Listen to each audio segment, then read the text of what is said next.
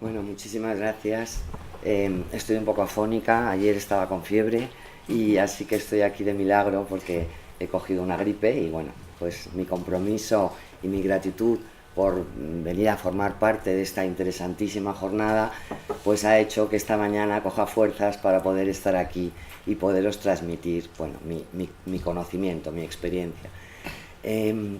Bueno, yo quiero deciros que yo soy médica y eminentemente clínica, a pesar de que a través de nuestra cátedra extraordinaria de Patología y Medio Ambiente de la Universidad Complutense estamos haciendo investigaciones, de ello estamos haciendo una investigación ahora mismo con un pesticida que seguro que os suena mucho porque ha habido muchas campañas, llamado el glifosato, pues directamente con la incidencia con el cáncer de mama. Entonces, a pesar de que nos dedicamos también a la investigación, yo soy sobre todo clínica y eso es lo que va a hacer y va a empapar de alguna manera bueno, pues lo que va a ser mi charla, ¿no?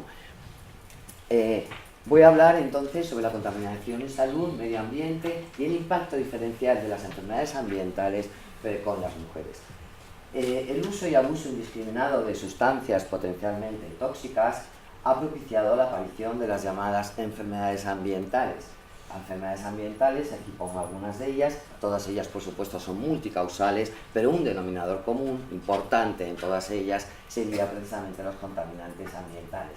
Nace por eso la medicina ambiental, que lleva ya desde hace muchísimos años, sobre todo en Estados Unidos, como aquella que tiene como objetivo diagnosticar y tratar las patologías derivadas de la influencia y de las consecuencias del entorno ambiental en el que se va a desarrollar el ser humano.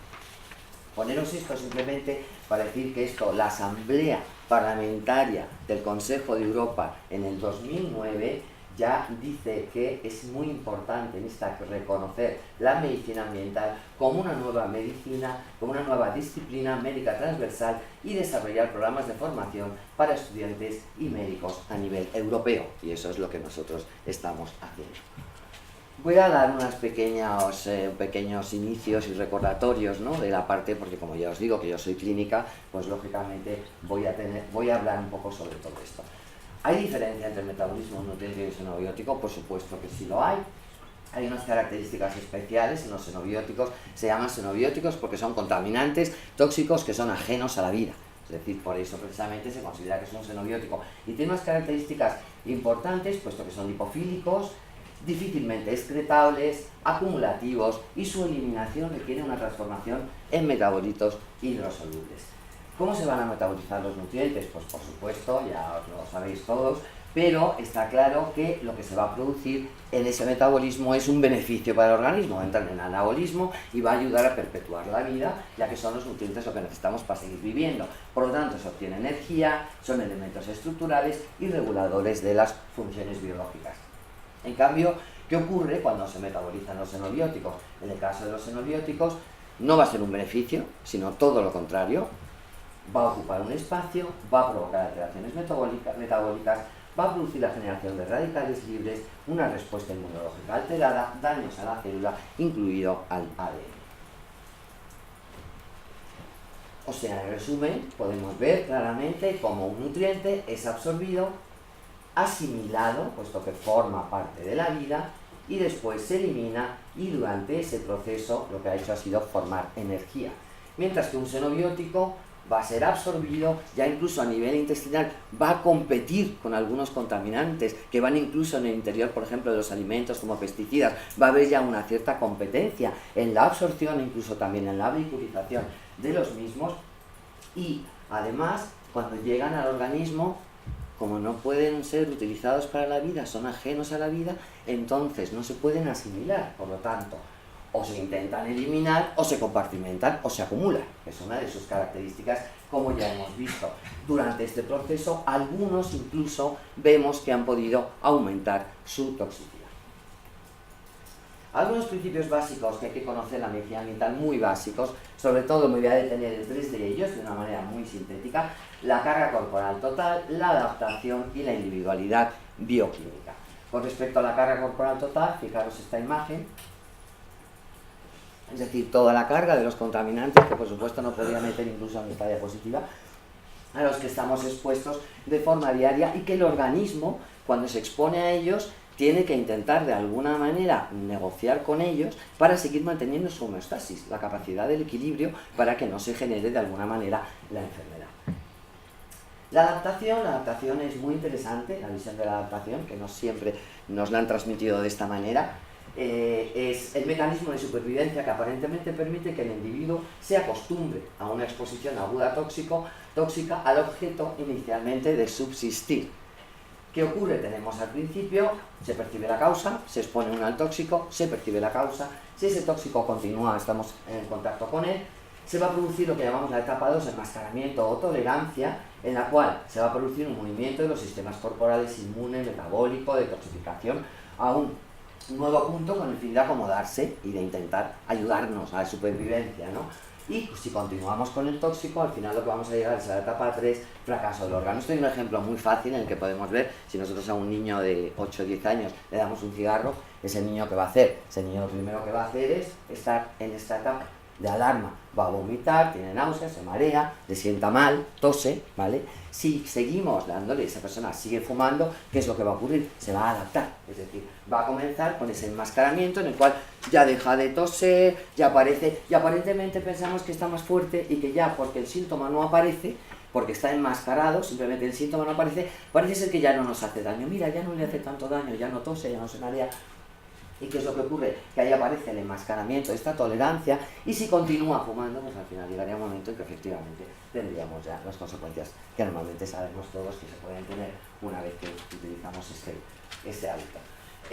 Otro principio importante que todos conocéis y que siempre se ha utilizado es la individualidad bioquímica, que es aquella que hace que cada individuo responda de una manera diferente al mismo tóxico. Yo me expongo a una cosa y tú te expones a otra y vamos a responder de manera diferente, ¿vale?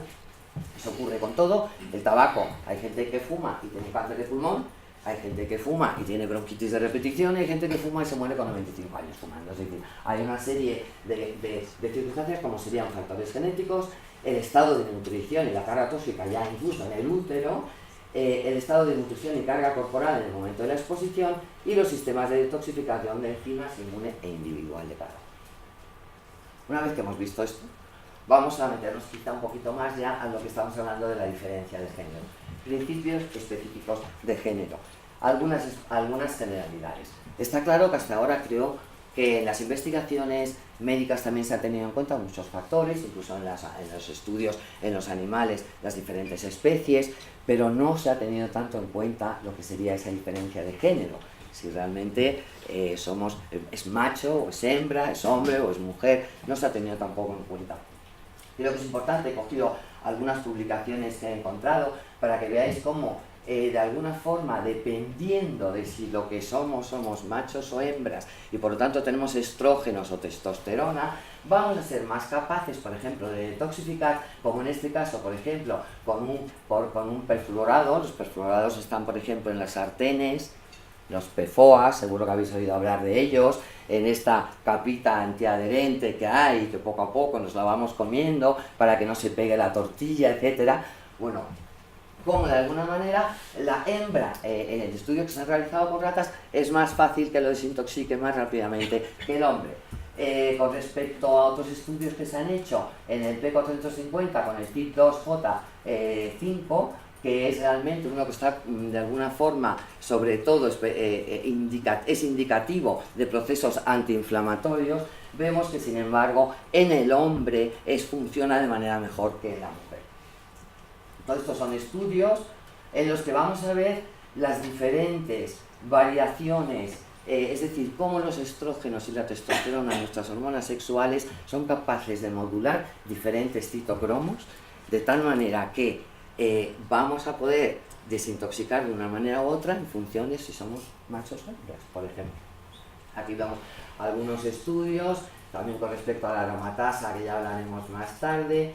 Es importante, por ejemplo, en este estudio anterior, ¿veis? Pues es importante que se ha visto que varias drogas, cosméticos, pesticidas, son activadores y supresores, pueden ser de diferentes enzimas de estos CIPs. También en generalidades he querido poner esto ya que esto es un documento oficial de consenso sobre sensibilidad química publicado en el Ministerio de Sanidad en el año 2011, donde establece como una de las hipótesis posibles del desarrollo de la enfermedad el hecho de que los estrógenos pueden causar sensibilización. Vamos a ver los principios específicos de género según las características ya hormonales de la mujer en las diferentes etapas. Por ejemplo, sería en la adolescencia, durante la menstruación, el embarazo y la menopausia. Uno, la medicina ambiental, porque lo que tenemos en cuenta son los contaminantes y los tóxicos que nos pueden afectar y cómo van a ir afectando en cada una de las etapas de la mujer. Vemos, por ejemplo, estudios que se han hecho en la pubertad temprana o tardía. Por ejemplo, la duración de la exposición al estrógeno va a representar un factor de riesgo de cáncer de mama cuanto antes se alcanza la pubertad y comienza, por tanto, la producción de los estrógenos, más prolongada es la exposición de la mujer al estrógeno y más elevado su riesgo de desarrollar cáncer de mama. La pubertad temprana, estudios realizados recientemente también en niñas, han observado asociaciones entre la pubertad temprana y la exposición a muchas sustancias como los bifeninos policlorados, que aunque estén prohibidas todavía están, en muchos como por ejemplo alternadores y ¿cómo se llaman? Transformadores, ahí todavía existen esos compuestos y además los han sustituido por los polibromados que están prácticamente en casi todos los sitios. En las viviendas sabéis que ahora mismo prácticamente nada arde, o sea, tenemos unos compuestos bromados que son ignífugos, que lo que hacen es darle esa capacidad o esa cualidad ignífuga a lo que son, pues a las telas, a los sofás, a cualquier cosa, de tal manera que no sé si os acordáis, bueno, me imagino que sí, porque fue una desgracia terrible, aquella discoteca que tuvo aquel accidente, la gente moría porque se aplastaban, pero realmente hoy día casi nada arde. ¿Por qué? Porque estos polibromados están prácticamente ubicuos en todas partes. Luego también pues las dioxinas, los talatos, los fitoestrógenos, etc. La pubertad tardía, se sabe que la exposición al plomo también demora la pubertad en las niñas. Con respecto a la menstruación, vamos a ver estas cuatro como si dijéramos, entidades dentro de ello, que sería, por ejemplo, son cada vez más los estudios que demuestran que la exposición a sustancias químicas estrogénicas durante el desarrollo puede afectar tanto la cantidad como la calidad de los folículos ováricos.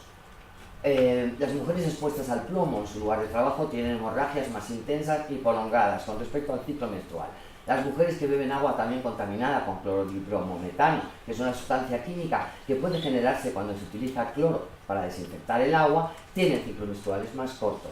Y aquellas expuestas a dioxinas, plaguicidas, PCBs, tienen ciclos más prolongados y mayores probabilidades de no menstruar durante algunos meses. Con respecto a los fibromas, sobre todo se han hecho algunos estudios, hasta el momento se han analizado solamente algunas sustancias para determinar si producen estos efectos en animales. Entre estas sustancias se encuentran el dietilestilbestrol, la genisteína, que es una sustancia química natural presente en alimentos derivados de la soja, el bisfenol A, que están en biberones de plástico, en botellas de plástico, etc. Las mujeres expuestas al plomo en su lugar de trabajo tienen hemorragias más intensas y prolongadas. Con respecto a la endometriosis, sabéis que es una enfermedad desconcertante que afecta aproximadamente de 6 a 9 millones de mujeres en Estados Unidos. Se calcula que en el mundo hay 170 millones de mujeres afectadas, supone más del 15% de las mujeres en edad fértil, generalmente afecta más a mujeres entre 25 y 49 años, pero también puede estar presente ya a los 11 años. Entre el 25 y un 35% de las mujeres con endometriosis van a sufrir infertilidad. La posibilidad de que la exposición a sustancias químicas pudiera ser uno de los factores que provocan endometriosis fue reconocida por primera vez en el 93, cuando un grupo de monos rhesus que habían ingerido alimentos contaminados con dioxinas desarrollaron endometriosis 10 años después. Hay un estudio clarísimo, seguro que después la doctora Valls nos hablará de él. Bueno, sobre el embarazo, importante también tener en cuenta el desarrollo de las enfermedades del tracto reproductivo, exposición a sustancias químicas, la fertilidad y el embarazo. Con respecto al tracto reproductivo, vemos que muchas mujeres expuestas al DES en el vientre ya materno, cuando ya su madre lo tomó y ellos estaban en el vientre materno, tienen el útero de tamaño anormal y con forma de letra T en vez de triangular. Estas malformaciones hacen que sea más difícil lograr el embarazo y crean un riesgo elevado de abortos espontáneos, así como de trabajos de parto y nacimientos prematuros.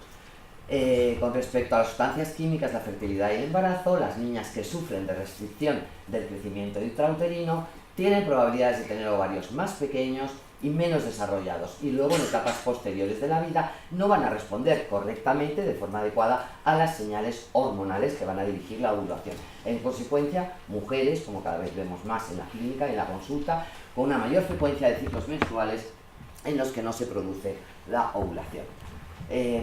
Con respecto a algunas de estas sustancias, entre las sustancias que son vinculadas con la restricción del crecimiento intrauterino, el bajo peso al nacer y con la infertilidad, se van a encontrar el aire contaminado, algunos metales como arsénico, plomo, mercurio, plaguicidas, como todos estos, algunos DDT y DDE, que aunque ya no estén admitidos, estén prohibidos, siguen estando, puesto que sabemos que su vida media es muy larga. Sustancias que se forman cuando se utiliza cloro para desinfectar el agua, PCBs y otras sustancias volátiles como tolueno, diclorotolueno y otros solventes. Por ejemplo, nosotros hacemos investigaciones continuamente con respecto a esto. Sabéis que las típicas toallitas de bebé, estas que se utilizan, la mayoría de ellas llevan tolueno.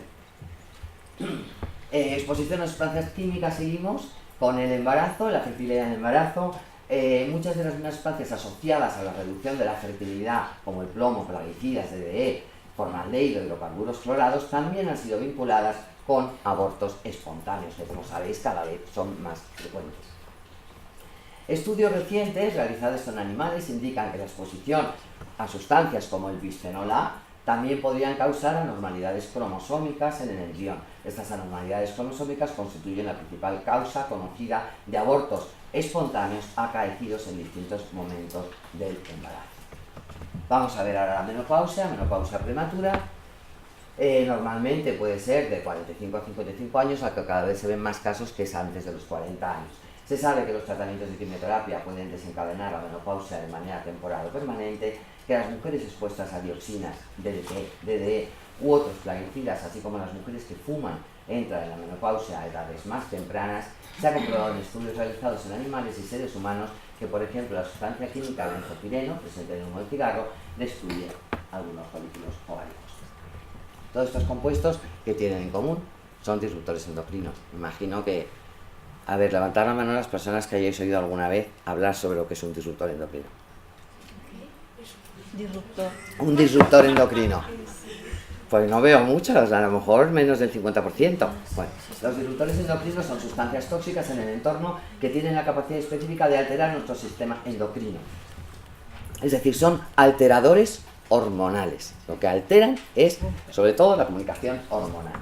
Vamos a ver algo más. Se comportan principalmente como estrógenos o andrógenos, por lo que actúan como si fuesen hormonas sexuales y van a actuar, como vemos aquí. Esta sería la hormona endógena, que sería su acción normal, la hormona, el estrógeno se une a su receptor, pero si la hormona sintética, que el cuerpo no es capaz de distinguir si es la que yo he formado o es otra, no sabe, por eso se llaman saboteadores, porque de alguna manera entran en nuestro organismo y a veces es muy difícil, el organismo no sabe distinguir la que es buena y la que no lo es, contacta con se produce la conexión con el receptor, se coloca en su lugar de tal manera que a veces lo que produce es un bloqueo, a veces lo que produce es un aumento de la actividad y a veces lo que produce es una disminución de la actividad, pero todo lo que produce es una alteración en esa comunicación. Tienen una serie de características especiales, que a dosis bajas son más peligrosas que a dosis altas. Eso es muy importante porque eso rompe de alguna manera los conceptos de toxicología lineales de toda la vida, es decir, lo que llamamos la hormesis. A veces pueden ser más peligrosas, por lo tanto, ¿qué quiere decir esto? Que a veces ya la dosis legal ya no podemos igualarla a que sea una dosis segura, ya no podemos hablar de ninguna dosis segura, porque estamos hablando de a dosis muy pequeñitas pueden llegar a provocar alteraciones. Existen ventanas críticas de exposición, el carácter es más latente que inmediato, efectos transgeneracionales, es decir, una mujer se expone durante el embarazo a un disruptor endocrino y por ejemplo, si es una mujer, pues con el tiempo podrá llegar a tener, pues a lo mejor un cáncer de mama o un problema, es decir, pero es en su edad adulta. Entonces es muy importante porque esa característica de efectos transgeneracionales o epigenéticos, os recomiendo leer un libro que se llama Nuestro futuro robado, que precisamente habla de eso. ¿Cómo nos roban el futuro? Si nos están robando la capacidad de ser fértiles y nos están robando la capacidad de estar sanos ya desde el embarazo de nuestra madre, imaginaros si realmente nos están robando el futuro. Por eso, como decía la primera persona que estuvo aquí en el inicio, el futuro está en vuestras manos, en gente joven que está aquí y que tenéis que saber y tenéis que conocer todo esto. Nosotros en la universidad, en la Complutense, tenemos una asignatura optativa. Esta asignatura optativa, ¿sabéis cómo se llama? O cambias de conducta o cambias de planeta. Bueno, se ha llenado. O sea, tenemos lista de espera prácticamente. O sea, el año pasado fueron 80 alumnos, este año 98, ya sabemos que ya van... ¿Por qué? Porque esto realmente ya no es una moda, ya no es algo que de verdad está calando, porque ya la gente cada vez es más consciente, y la gente joven, gente desde primero de carrera de medicina hasta sexto, preguntando y diciendo, ¿por qué esto no se nos enseña durante la carrera de medicina? Esto no tendría que ser una asignatura optativa, tendría que ser una asignatura obligatoria. Esto es importante, porque eso es realmente la ciencia, el ir al mismo tiempo que van avanzando los cambios van mucho más rápido de lo que al final llamamos evidencia científica. Bueno, luego tenemos también, es muy importante, efecto cóctel o mezcla. Este efecto cóctel es súper importante porque, claro, cuando la gente dice, pero bueno, si es que 0,05 microgramos de talatos por litro, ¿eso qué quiere decir? Pero ¿quién se ha expuesto solamente a eso? ¿Quién nos expone al día a multitud de sustancias tóxicas? ¿Quién se ha sentado a hacer ese estudio? Vamos a hacer un estudio de todos los elementos aditivos, vamos a hacer el estudio de ese efecto cóctel. Por lo tanto, es como un laboratorio, tenemos un laboratorio en el que cuando van entrando todos estos tóxicos, va a llegar un momento en el que no sabemos exactamente lo que se va a llegar a producir, ¿no? Son bioacumulativos y persistentes y son ubicuos en su exposición. Por lo tanto, eso es muy importante. Vamos a hablar de los principios específicos de género según las características metabólicas de la mujer, que también son algo diferentes. Por ejemplo, las fases hepáticas. Como he dicho antes, las fases hepáticas, la fase 1 de la fase 2, en la fase 2, os recuerdo, para el que no se acuerde, para el que no lo sepa, lo que consiste es, habíamos dicho que los xenobióticos son liposolubles y consiste en que para que sean más fáciles de desintoxicar y de salir del organismo, se conviertan de liposolubles a hidrosolubles. Entonces van a ser más fáciles de poder ser eliminados.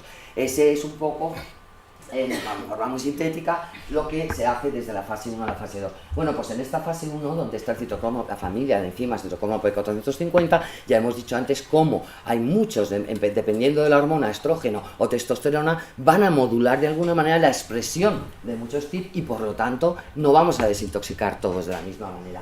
Entonces es muy importante. Y luego la fase 2 también es importante. A ver, no os asustéis, simplemente ver, la fase 1 sería un xenobiótico, se degrada normalmente el alcohol, luego aldehído, pasa ácido a la orina. Eso es una de la mayoría de los xenobióticos ocurren y tienen este grado, pero hay algunos que todavía necesitan volverse más hidrosolubles aún, aparte de estas reacciones bioquímicas que se producen en la fase 1 para que puedan convertirse en más hidrosolubles, necesitan una mayor hidrosolubilidad para ser más fácilmente excretados, y entonces pasan por la fase 2, que lo que llamamos es la fase de conjugación.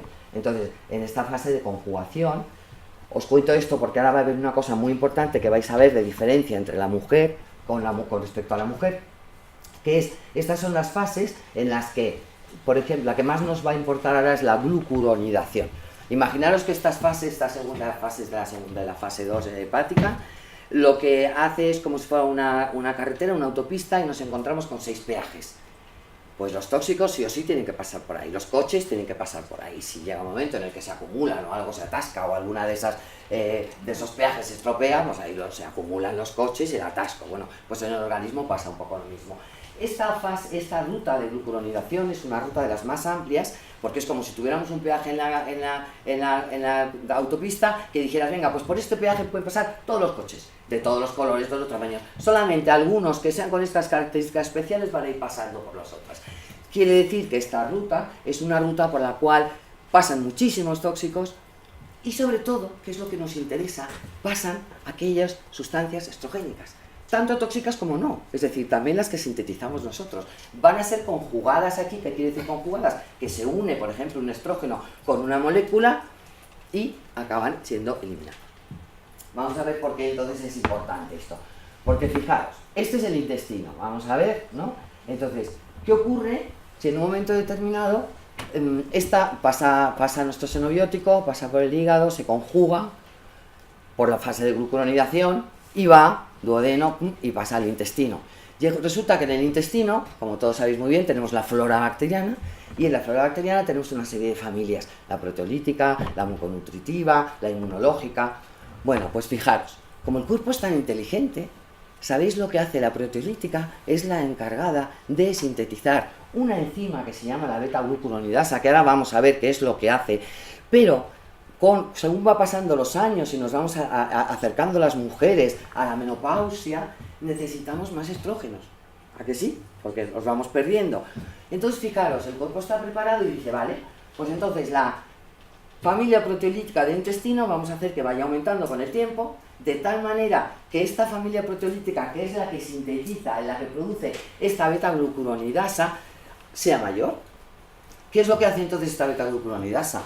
Pues imaginaros, llega el xenobiótico, ha estado en el hígado, se ha unido, se ha conjugado, va al duodeno, se encuentra con una beta-glucuronidasa ahí, ¡pum!, lo desconjuga, corta esa unión y suelta, por un lado, la molécula endógena con la que se había conjugado y por otro lado el estrógeno. Entonces, ¿qué hace? Pasa por la circulación enterohepática y ese estrógeno vuelve otra vez al cuerpo. Y dice el hígado, ¿tú qué haces aquí? Si tenías que haber salido del cuerpo, estamos otra vez en las mismas, estamos otra vez volviendo a entrar por la circulación enterohepática al organismo. ¿Qué es lo que está ocurriendo con eso entonces? Pues imaginaros, eso es beneficioso para los estrógenos buenos. Según vamos teniendo más años, nos interesa quedarnos con ese estrógeno de una manera fisiológica. Pero resulta que por esa ruta habíamos dicho que también pasan todos los xenobióticos con actividad estrogénica. Entonces, todos estos disruptores endocrinos que tienen actividad estrogénica, resulta que se desconjugan también, resulta que nos volvemos a reintoxicar. Eso es una de las cosas más importantes también que hay que tener en cuenta y que diferencia un poco con respecto al bueno, la grasa, pues por supuesto la distribución de la grasa también. Es importante saber que esta enzima, la aromatasa, fabrica estrógenos a partir de hormonas masculinas. La androstenediona forma la estrona y la testosterona el estradiol. Esta aromatasa, es una enzima que sobre todo está en las mamas y especialmente en las células de grasa. Esta enzima puede tener una actividad acelerada por una predisposición genética con un polimorfismo del gen CYP19A1, que se está estudiando cada vez más, y este polimorfismo que condiciona a tener niveles estrógenos elevados se sospecha en las chicas que han tenido una pubertad muy precoz, incluso antes de los 11 años. No sé cómo voy de tiempo. 10 minutillos, un poquito menos. Bueno, no queda mucho. Es importante, en el tejido endometriósico también se han observado determinadas anomalías, destacando entre ellas la expresión aberrante del citocromo P450 aromatasa. Bueno, esto ya lo hemos hablado antes del... Aquí este es muy interesante, este artículo, como luego se va a quedar la presentación para quien le interesa, he puesto bastante bibliografía que está puesta sobre todo al final. Luego también es muy importante tener el exposoma. ¿Por qué? Porque una mayor exposición doméstica a productos de limpieza, dada la desigualdad en el reparto de trabajo en el hogar que todavía existe, es así, es una realidad. Una exposición laboral en ciertos sectores en los que predominan también las mujeres trabajadoras, peluquería, limpieza, etc. Un extendido uso de cosméticos cuya composición química incluye sustancias nocivas que normalmente las mujeres tienen muchísima mayor utilización de los cosméticos que los hombres. Es otra realidad. Con respecto a la exposición continuada doméstica, pues vemos el uso de productos de limpieza con multitud de sustancias tóxicas. Las mujeres están mucho más expuestas a estos productos, que muchos de ellos son disruptores endocrinos y que son mucho más vulnerables entonces a la enfermedad. Con respecto a la exposición laboral, profesionales como limpiadoras, peluqueras, esteticistas y tal sufren una constante exposición a estas sustancias cosméticas. Hay mujeres que trabajan con pesticidas, también como las trabajadoras de mantenimiento de parques y jardines, así como los de sectores del campo, y las mujeres también que trabajan en líneas de ensamblaje, determinadas actividades industriales, fabricación de plástico y tal, que son mucho más vulnerables por todas estas características que hemos estado hablando. Y son más vulnerables, aunque los hombres estén expuestos también, pero tienen una mayor vulnerabilidad por todo lo que hemos estado viendo. Simplemente deciroslo por a los que no sepáis, sobre todo lo he querido dejar aquí para los que tengáis interés y vais a tener la información. Los productos más comúnmente usados en cosméticos, fijaros, no hace mucho salió una publicación, no sé si me la he metido aquí en toda la bibliografía final, de cómo había a veces una mayor toxicidad en el interior de las viviendas que fuera. Estamos hablando del tráfico, los coches, de las medidas que se están tomando, etc. Y sin embargo, resulta que tenemos una contaminación por toda la cantidad de tóxicos, de sustancias, de compuestos químicos que se están liberando. En invierno cerramos la casa, ponemos la calefacción, todo el calor, prácticamente todo bien ahí, entonces estamos repetidamente exponiéndonos continuamente, y de hecho ha salido alguna publicación de cómo las fragancias, con los compuestos que contienen las fragancias, talatos, parabenos y muchos de estos fijadores, son realmente, muchos de ellos incluso son derivados del benceno, y cómo están generando una toxicidad pues casi parecida por la cantidad, el abuso enorme que se está haciendo de todos estos productos, ¿no? Bueno, pues aquí podéis ver talatos, parabenes, adhesivos sintéticos. Claro, esto está, por ejemplo, en sustancias disolventes, en suavizantes, en cremas, etcétera, fragancias artificiales, parabenes, aluminio, el fenol y fenil también utilizados como conservantes, mercurio en algunos productos de maquillaje, en el plomo de los labios. Eso la primera vez que yo se lo oí decir cuando conocí a la doctora Carmen Valls en una de los congresos que hicimos, y la invitamos a hacer, y yo todavía no tenía mucha experiencia, ¿no?, en muchos conocimientos, y la oí decir, ¿no?, estos que no se quitan nunca, que da igual, te levantas, estás por la noche, el día siguiente sigues pintada y repintada, y es que tienen plomo, y de alguna manera eso es lo que hace que se quiten. Bueno, estas son las conclusiones que he sacado yo, y estoy segura de que muchísimas de los que estáis aquí, muchísimas lo vais a compartir. El hombre ha sido demasiado ingenuo al pensar que después de contaminar el aire, el agua, la tierra y los alimentos, transformando el clima, destruido bosques y selvas, nada de esto iba a influir en la salud. Además, ha concentrado químicos aún peores en el interior de sus casas y edificios, mientras sigue afirmando que son inocuos y que no hay suficientes evidencias. Todos conocéis, o si no conocéis, lo que sería el principio de precaución, compañero mío con lo que muchas veces coincidimos a veces dando charlas, sería Nicolás Olea, el catedrático de la Universidad de Granada, y habla de ese principio de precaución. Cuando ya hay simplemente suficiente sospecha de que algo puede hacernos daño, vamos a retirarlo antes. Es decir, ese es el principio de precaución. ¿Qué hacemos continuamente en nuestra vida diaria? Principio de precaución. ¿Qué hacemos con el cinturón de seguridad? ¿Esperamos a matarnos o a darnos un golpe para ponernos el cinturón? Ponemos un cinturón, estamos precautoriamente, nos estamos adelantando a consecuencias graves. Estamos haciendo eso, tenemos un ceda al paso, tenemos un esto, continuamente en la vida, pero sin embargo esto. Entonces esto es muy importante. La capacidad individual para enfermar ante esta dramática situación va a depender de muchos factores: genética, carga total, como hemos estado viendo, estado nutricional, sistema desintoxicante, pero todos somos como soldados caminando sobre un campo minado, que no sabemos en qué momento vamos a pisar y nos va a estallar en la cara. El cáncer ya se considera una enfermedad ambiental. Muchos de estos tóxicos ambientales son también origen de cáncer. Christopher White, sabéis, de la Organización Mundial del IAR, que es uno de los representantes más importantes del IAR y que corresponde a la Organización Mundial de la Salud, vino aquí hace unos años, no me acuerdo, además estuvo en Cataluña en un congreso de epidemiólogos, donde acudieron muchísimos epidemiólogos, y yo recuerdo que al día siguiente, a los 2 días, aparece en el Mundo, en el periódico El Mundo, las declaraciones de Christopher White. Nunca más.